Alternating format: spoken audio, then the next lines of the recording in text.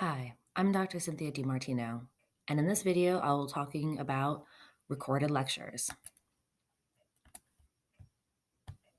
In this talk, we'll discuss why you might want to use pre-recorded lectures, some of the tools you can use, whether you should be on script or freestyle it, why you might want to use video introductions and what you would have in them, how to encourage learning with your recorded lectures, help with slide design, discussion of length and pace of talks, audio and video tips, and finally, a little information on editing. So, why recorded lectures?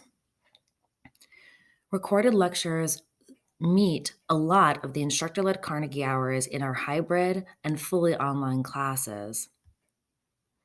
They also provide time for active learning in classrooms that do meet face to face, such as in our hybrid or traditional classes.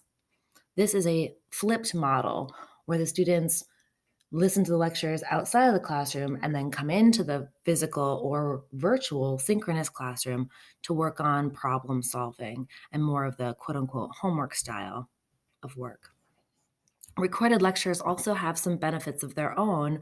They provide a lot of information in a streamlined, easy way for the students to get a good survey, an overview of information. They're rewatchable so that if the students don't miss something or are confused, they can rewatch them. And finally, students can follow along. They can pause the video or as you're doing something in the video, do work along with you. Some of the tools you might use. You want to look for something that records to an MP4 or .mov. It's some of the best outputs. It should let you record for at least 15 minutes, and it should provide basic editing. And finally, you should be able to download that file, that movie file, onto a personal device or into your personal cloud. Tools that I've used in the past are Screencast-O-Matic. That's what I'm using right now, the free version that allows you to record for 15 minutes. I've also used TechSmith Capture in the past, and I really liked that one as well. I believe it also lets you do it for free for a short amount of time. PowerPoint will let you voice over slides and record those, although you have to re-record the entire slide if you mess up. And then finally, Zoom can be used in a pinch, although the audio and video quality is quite poor. Finally, a note on closed captioning. Providing closed captions is really a great practice, and if you can do it before you even upload or when you upload your videos to the class, that's the best. But it can be kind of time intensive. If you upload your videos to YouTube and select a language, it will close caption them automatically for you. But then note that YouTube claims that they at least have partial ownership of those videos. Script or freestyle. Really, this is personal preference. If you want to write an entire script, it can sound very mechanical, but it can be also very planned and very supportive of learning because you are very much clearly walking the students through all the points you want them to hear and none of them that you don't. Freestyle is much more natural, can be more engaging, but it can also be meandering and be frustrating for students if, for example, you go off and tell irrelevant stories or you have a lot of ums or dead space in your videos. And that is less tolerated in a video format versus face to face. My recommendation is to start by outlining and noting transitions. Those can be the hardest part, and see if that works for you. Record a video and see if you like it. Being able to emote to freestyle can be faster, and you can create more engaging lectures. However, there might be more editing, especially at first on the back end. So note that you might have to try both. Introductions. I always like to start my videos with objectives if I have the presence of mind to include them. It's great to talk about how these lectures are so important and what the role they serve in the class. So students take the time to watch them. And note that what they should be doing other than just listening. Should they be taking notes? Should they open up a program and start doing problems? Do you want them to pause it occasionally and reflect and answer a discussion board question?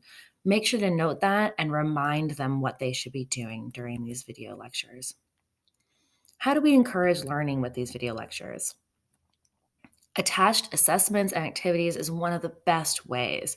We want the students to be accountable for watching the videos. So, by having activities, for example, a discussion board question that you give the question in the video and then they have to answer it on their learning management system, that is going to be a great way to keep them accountable, to test that they've watched it, to make sure that they know the information that you are trying to convey, and just to get them actively engaged and involved in the class. Don't re-lecture live. Don't go over your lecture again, particularly in any synchronous format. It punishes the students who watched the video in the first place. Avoid cognitive overload. Humans can only process so much information in their working memory at one time, and they can only engage with things for so long. You do not want to overload them with information, with new information, with stimulus, or they will not be able to learn. Let them know too if they start to get to cognitive overload, like if they can't process any new information, to pause the video, take some time to reflect, take a nap, go for a walk, and then come back to the content. And finally, there are two information channels you are using when you're using video lectures. Make sure that those two information channels, the visual and the auditory, are not conflicting. If you're, for example, showing the students an animation in your lecture, you don't want to also have words appearing up there that are not related to your animation.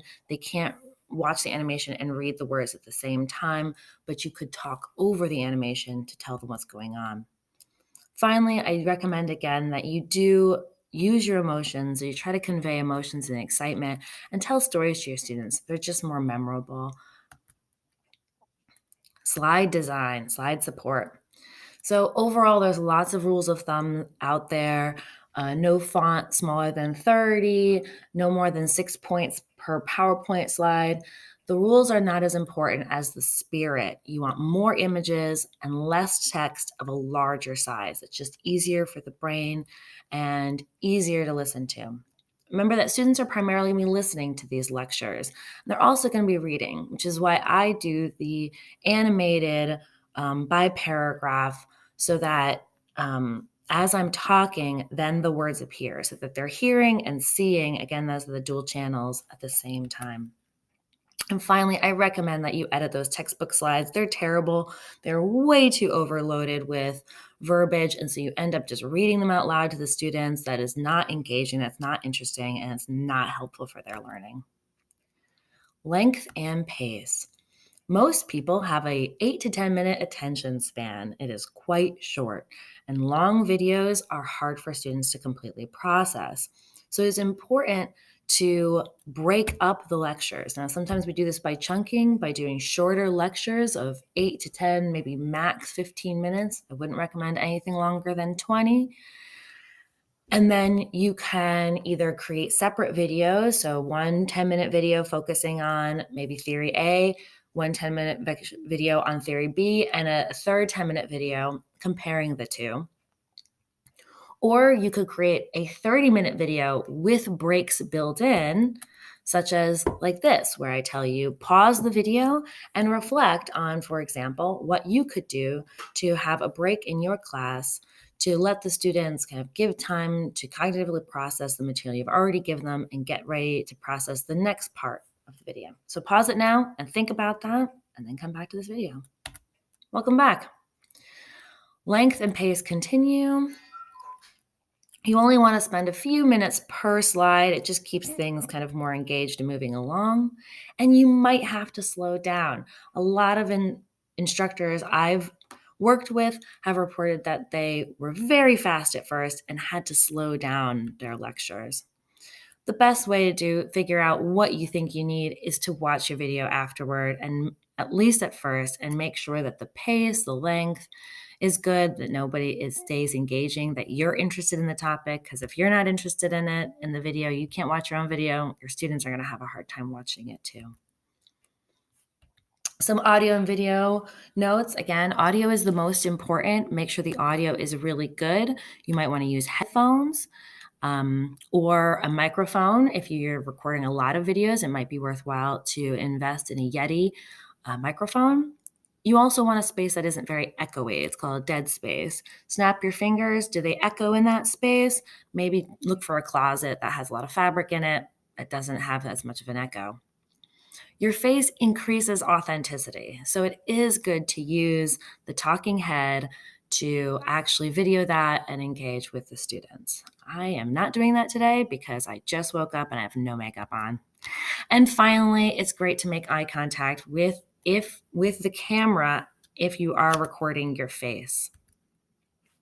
Oh, and bomb lighting, of course. If you're recording your face, make sure you're well lit in the front, not so much lit in the back, because that will make your dark and your face in shadows. You want the light in front of you.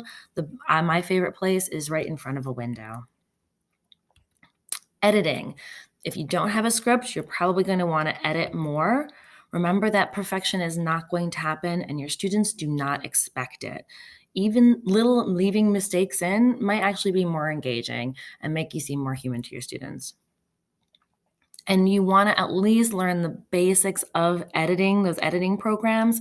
It's mostly just dropping and dragging a line to remove sections. Get to know that piece at least if you're recording videos, because you will want to be able to edit them. Thank you and have a great one.